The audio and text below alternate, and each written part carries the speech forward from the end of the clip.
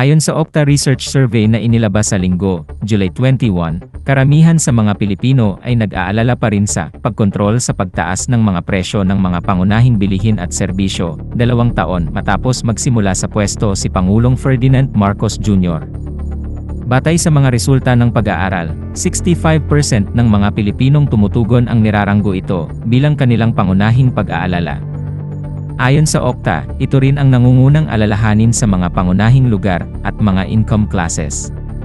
Ang pag-aaral ay may 1,200 participants na hindi bababa sa 18 taong gulang at isinagawa sa pagitan ng June 26 at July 1, 2024. Bukod pa rito, ang survey ay may plus 3% na margin of error sa 95% na confidence level, ayon sa pollster.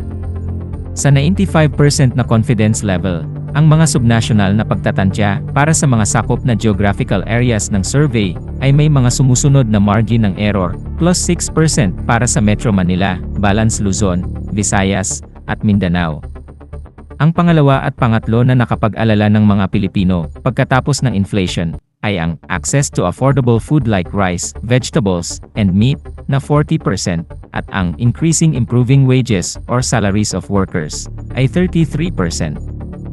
Ayon sa Okta, 36% ng mga respondent sa Metro Manila at Visayas ang nagpahayag ng pagkabahala tungkol sa pagpapabuti o pagtaas ng sahod ng mga manggagawa na mas mataas kaysa sa mga porsyento sa Balance Luzon na 34% at Mindanao 27%. Isang araw bago ang ikatlong State of the Nation address ni Pangulong Ferdinand Marcos Jr. sa Lunes, July 22, isinapubliko ng Okta ang mga resulta ng survey. Inaasahan ng mga grupo na magsasalita ang Pangulo tungkol sa mga estratehiya upang pigilan ang pagtaas ng mga presyo ng bilihin. Ikaw kabayan, isa ka rin ba sa nag-alala sa pagtaas ng inflation rate? For more daily dose of information, please follow the TFK Broadcasting Systems Incorporated Facebook page and YouTube channel. Thank you.